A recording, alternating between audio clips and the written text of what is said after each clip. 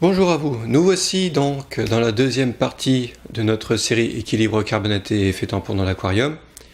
Ici nous allons voir le principe de l'équilibre et de l'effet tampon. J'ai un tout petit peu menti dans la première partie puisque je vous avais dit qu'on ne verrait pas d'espèces chimiques, en fait on en verra, mais je vous rassure, tout ça a déjà été présenté dans la première partie, excusez-moi, donc on est en terrain inconnu, il n'y a pas de surprise, et ça reste simple. Avant de considérer l'effet tampon dans son principe, nous allons d'abord voir ce qui se passe quand on ajoute un acide ou une base dans de l'eau. Alors là, je vous donne l'exemple avec un acide fort et une base forte, HCl et NaOH, que nous avons déjà vu. Mais ça peut se produire avec n'importe quel acide, ça peut être un autre acide fort ou une autre base forte, ça peut être un autre acide faible ou une autre base faible. À partir du moment où ça donne, où ça prend des protons, ça fonctionne. Quand on ajoute du chlorure d'hydrogène dans l'eau, sa molécule va se séparer en deux ions, Cl- et H+. Ici, ce qui va nous importer, bien sûr, c'est le proton H+, qui est produit. À celui-là, il va lui arriver deux choses possibles. Soit il va aller se combiner avec une molécule d'eau, H2O, pour donner un H3O+, soit il va aller se combiner avec un HO- pour donner une molécule d'eau, H2O. Dans les deux cas, le résultat est le même. Soit on a un H3O+, qui vient d'apparaître, soit on a un HO- qui disparaît.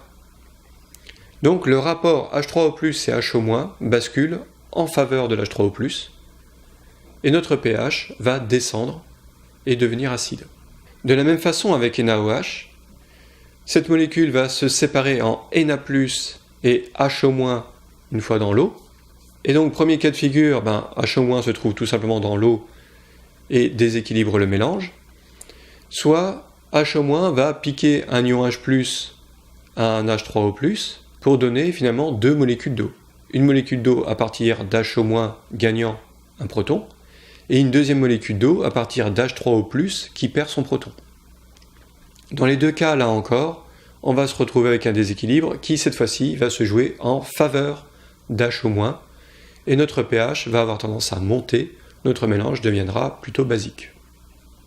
J'ai pris comme exemple depuis le début NaOH comme base forte, parce que c'est un produit qui est connu et que vous avez peut-être déjà manipulé, mais toutes les bases n'apportent pas forcément des ions hydroxydes. Vous avez des bases qui se contentent tout simplement de capter un proton selon la définition d'une base.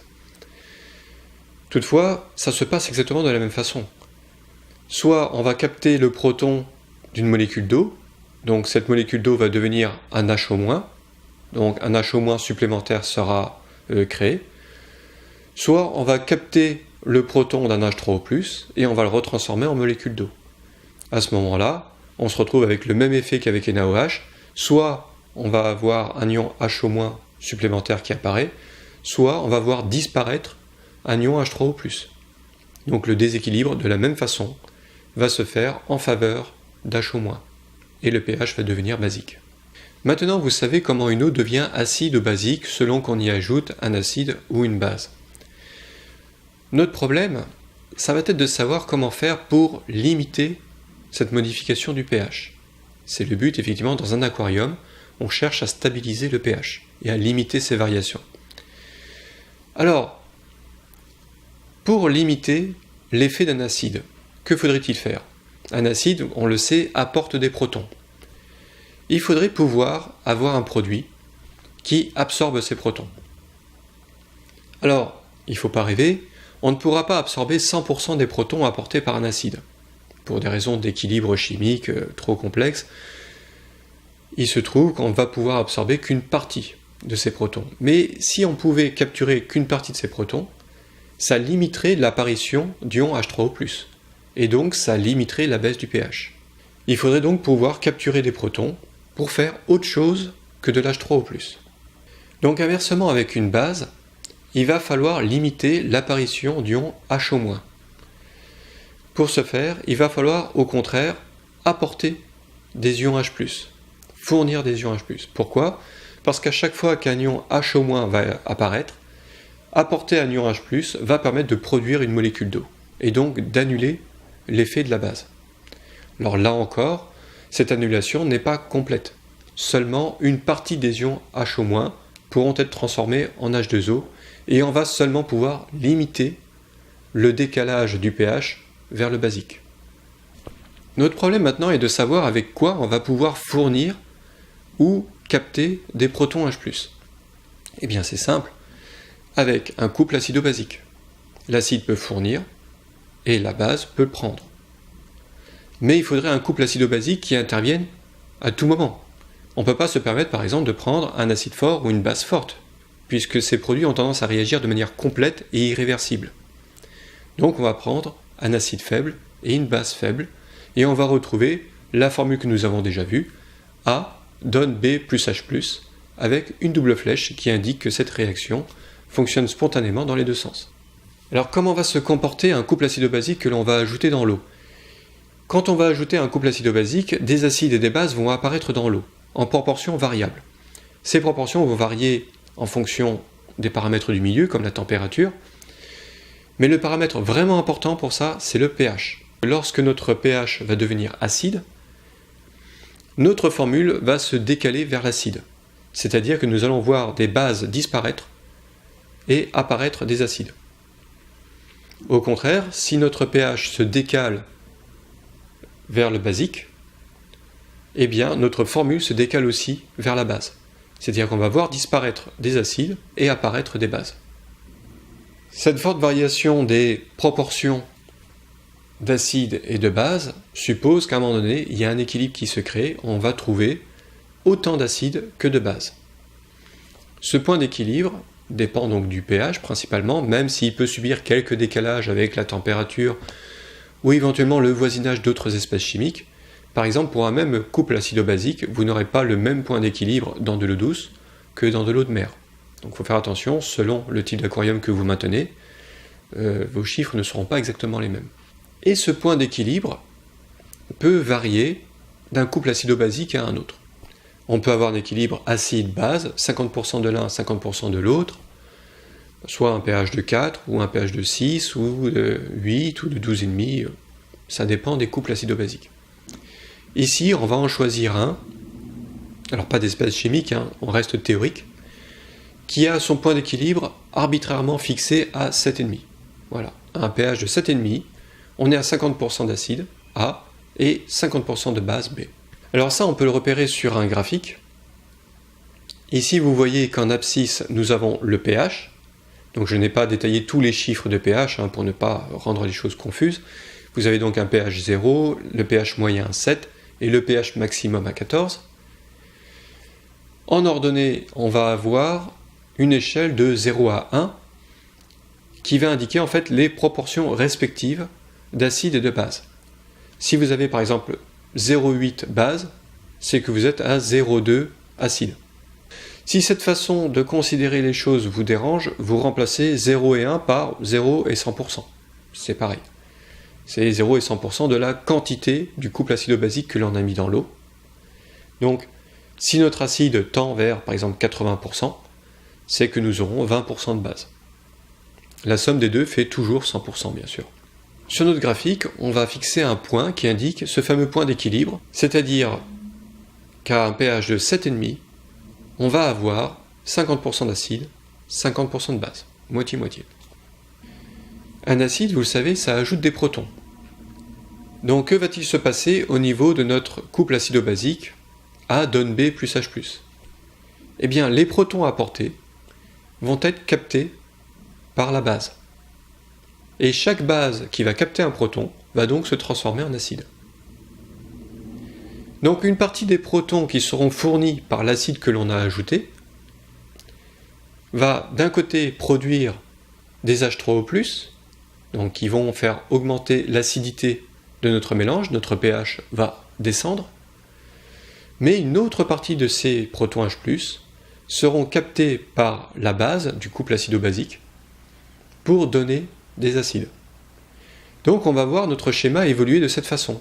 Vous voyez qu'ici, nous avons l'acide en rouge qui va avoir tendance à augmenter, et la base en vert qui va avoir tendance à descendre. Effectivement, parce que nous avons des bases qui ont capté des H+, et qui sont devenues des acides. Que va-t-il se passer quand on va continuer à ajouter des protons H+ dans notre eau, eh bien les bases du couple acido-basique vont continuer à capter des protons H+ et se transformer en acide, jusqu'au moment où on n'aura plus de base et un maximum d'acide. En général, ce moment survient avec un décalage de 2 degrés pH à peu près, c'est-à-dire, dans notre cas, à peu près vers 5,5. Et à ce moment-là, que va-t-il se passer? Eh bien, on n'aura plus d'effet tampon. C'est-à-dire que si on continue à ajouter des ions H+, eh bien, notre pH va continuer à descendre, mais beaucoup plus vite, puisque nous n'avons plus de base pour capturer des protons H+. Cette fois-ci, tous les ions H+ ajoutés vont se transformer en H3O+, et précipiter notre mélange vers les pH les plus acides. Comme vous l'avez constaté dans un premier temps, donc je reviens sur le schéma précédent, quand nous avons commencé à transformer des bases en acides, on a capté une partie des protons H+. Mais comme je vous l'ai dit, on n'a pas capturé tous les protons H+. Une partie de ces protons ont fait des H3O+, et comme vous le voyez, notre courbe s'est décalée vers l'acide. C'est-à-dire qu'au moment de ce schéma, notre pH a déjà commencé à baisser. Il sera peut-être à 7,3 par exemple. Donc, effectivement, notre couple acido-basique ne peut pas empêcher la baisse vers l'acide. Par contre, elle peut le limiter.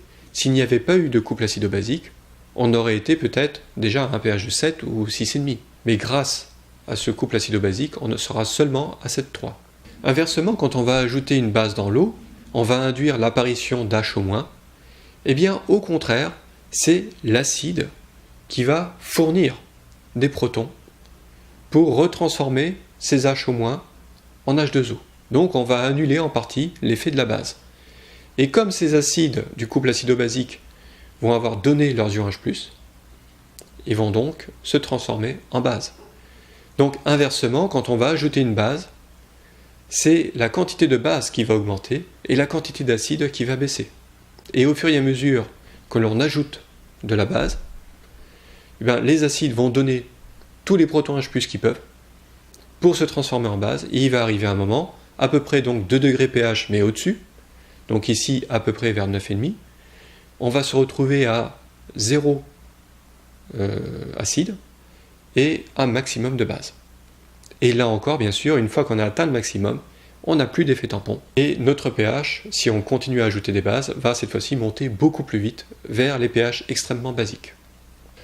Donc vous comprenez que l'effet tampon n'existe que dans cette partie du schéma où acide et base ne sont pas à 100%. Tant que l'acide et la base peuvent varier l'un par rapport à l'autre, donc soit prendre des protons, soit donner des protons, alors à ce moment-là, on a de l'effet tampon. Tant qu'on est dans cette zone de pH, c'est-à-dire ici dans notre cas entre 5,5 et 9,5, on a de l'effet tampon. Quand on ajoute un acide ou une base, l'effet de ce produit va être ralenti sur l'eau. Au contraire, dès qu'on va sortir de cette tranche de pH, que l'on va se retrouver soit à 100% d'acide ou 100% de base, là au contraire on n'a plus d'effet tampon, et l'action de la base ou de l'acide va être maximale. Donc voilà, nous avons vu comment ça marche, un équilibre acido-basique et l'effet tampon que cela induit. Vous comprenez que l'équilibre acido-basique et l'effet tampon en fait sont deux phénomènes complètement liés, c'est un seul et même phénomène. C'est juste que si l'on considère la notion d'équilibre, eh bien c'est que l'on considère simplement les questions de proportion respective entre acide et base de notre couple acido-basique. Quand on parle de l'effet tampon, on parle en fait de l'effet que cela a sur la baisse ou la montée de pH quand on va ajouter une autre espèce chimique. Mais c'est le même phénomène. Dans la troisième partie, nous reverrons donc ce phénomène d'équilibre et d'effet tampon, mais cette fois-ci avec les espèces chimiques concernées, en conditions réelles dans un aquarium. C'est pourquoi cette fois-ci nous parlerons d'équilibre carbonaté, nous verrons pourquoi. D'ici là, portez-vous bien, roulez pas trop vite, sortez couverts et toutes cette sortes de choses, et à la prochaine.